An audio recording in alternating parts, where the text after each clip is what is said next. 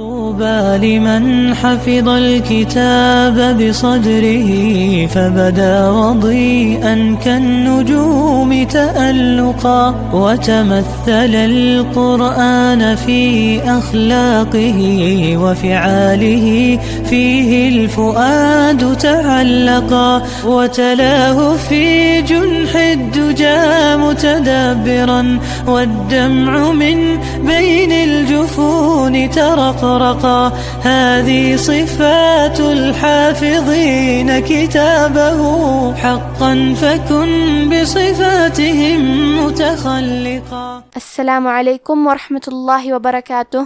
بسم الله الرحمن الرحيم. الحمد لله الذي أنزل على عبده الكتاب ولم يجعل له عوجا، والصلاة والسلام على نبينا محمد وعلى آله وصحبه أجمعين.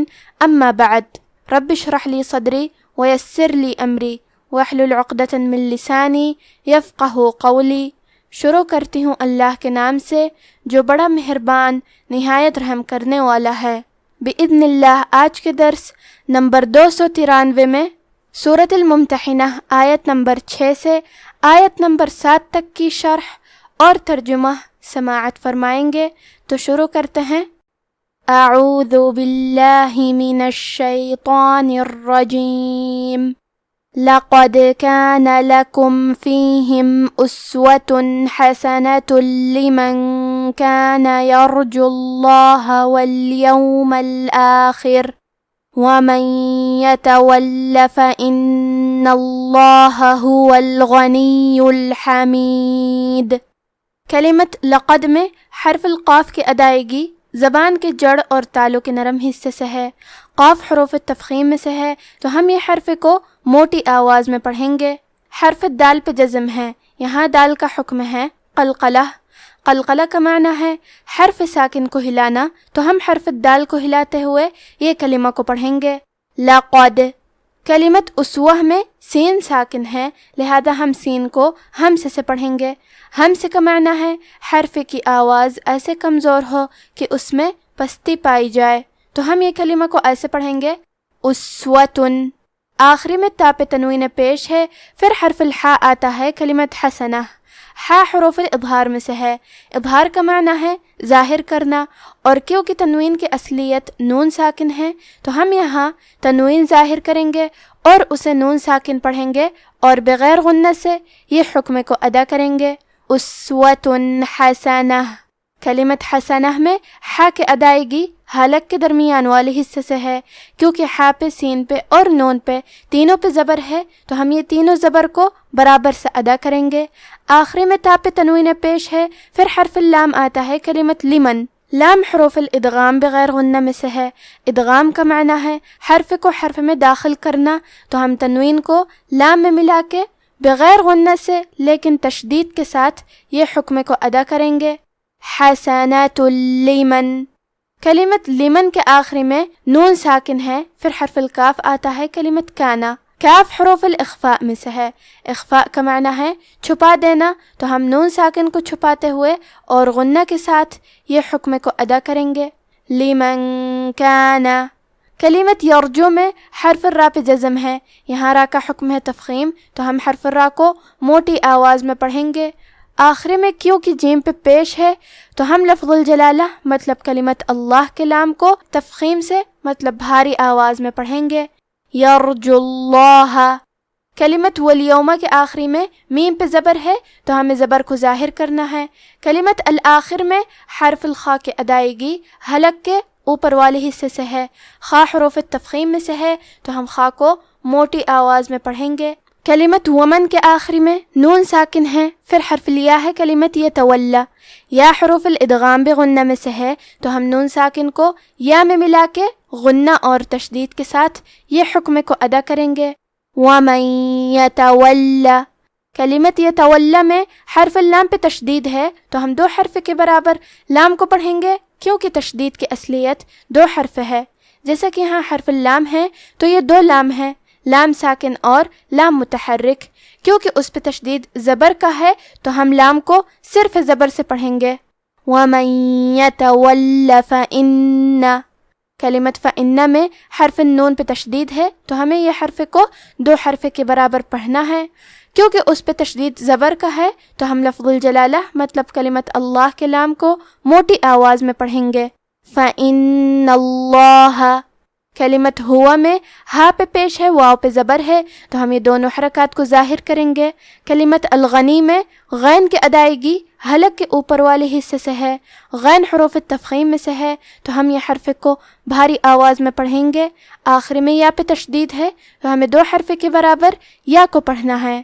کلمت الحمید میں آخر میں حرف دال پہ رکے تو اس پہ جزم سے رکیں گے، تو یہاں دال کا حکم ہے قلقلہ تو ہم حرف دال کو ہلاتے ہوئے یہ کلمہ کو پڑھیں گے.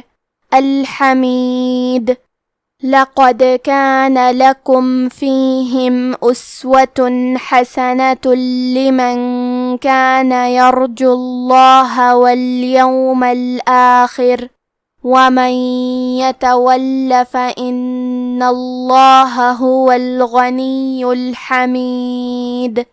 عسى الله أن يجعل بينكم وبين الذين عاديتم منهم مودة والله قدير والله غفور رحيم.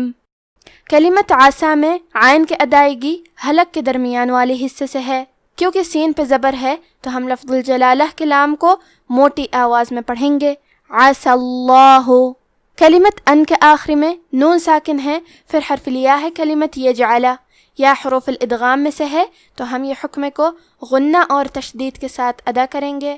ان یجعل. کلمت یجعل میں جیم پہ جزم ہے تو جیم بھی حروف القلقلہ میں سے ہے، لہذا ہم یہ حرف کو ہلاتے ہوئے یہ کلمہ کو پڑھیں گے. یجعل. کلمت الذین میں حرف اللام پہ تشدید ہے تو ہمیں 2 حرف کے برابر لام کو پڑھنا ہے. حرف دال کے ادائیگی زبان کے سر اور اوپر والے دانتوں کے اندرونی کناروں سے ہے. کلمت عادیتم کے آخر میں میم ساکن ہے، پھر حرف المیم آتا ہے کلمت منہم. یہاں حکم ہے ادغام متماثلین صغیر تو ہم پہلے میم کو دوسرے میم میں ملا کے ایک ہی میم غنہ اور تشدید کے ساتھ پڑھیں گے. عادیتم منہم. کلمت منہم کے آخری میں میم ساکن ہے، پھر حرف المیم ہے کلمت مودہ. یہاں بھی حکم ہے ادغام متماثلین صغیر تو ہم یہ حکم کو غنہ اور تشدید کے ساتھ پڑھیں گے. منہم مودہ. کلمت مودہ میں دال پہ تشدید ہے تو ہمیں 2 حرف کے برابر دال کو پڑھنا ہے. کلمت واللہ یہاں حرف الواو پہ زبر ہے تو ہم لفظ الجلالہ کے لام کو تفخیم سے مطلب موٹی آواز میں پڑھیں گے. واللہ. کلمت قدیر میں حرف القاف ہے لہذا ہمیں حرف القاف کو موٹی آواز میں پڑھنا ہے. کلمت غفورن کے آخری میں را پہ تنوین پیش ہے، پھر حرف الراء ہے کلمت رحیم. یہاں حکم ہے ادغام بغیر غنہ تو ہم تنوین کو را میں ملا کے بغیر غنہ سے لیکن تشدید کے ساتھ یہ حکم کو ادا کریں گے. غفور الرحیم. عسى الله أن يجعل بينكم وبين الذين عاديتم منهم مودة والله قدير والله غفور رحيم. اب آپ ان آیتوں کی تلاوت تجوید کے ساتھ سماعت فرمائیں. اعوذ باللہ من الشیطان الرجیم. لقد كان لكم فيهم أسوة حسنة لمن كان يرجو الله واليوم الآخر ومن يتول فإن الله هو الغني الحميد. عسى الله أن يجعل بينكم وبين الذين عاديتم منهم مودة والله قدير والله غفور رحيم. تم مسلمانوں کو یعنی جو کوئی اللہ کے سامنے جانے اور روز آخرت کے آنے کی امید رکھتا ہو اسے ان لوگوں کی نیک سیرت اپنانی چاہیے، اور جو روگردانی کرے تو اللہ بھی بے نیاز ہے، لائق حمد و ثنا ہے. عجب نہیں کہ اللہ تم میں اور ان لوگوں میں جن سے تم دشمنی رکھتے ہو دوستی پیدا کر دے. اور اللہ قادر ہے اور اللہ بخشنے والا ہے، मेहरबान है। آج کا ہمارا درس یہیں ختم ہوتا ہے۔ سبحانک اللہم و بحمدک، اشہد ان لا الہ الا انت، استغفرک و اتوب الیک۔ والسلام علیکم ورحمۃ اللہ وبرکاتہ۔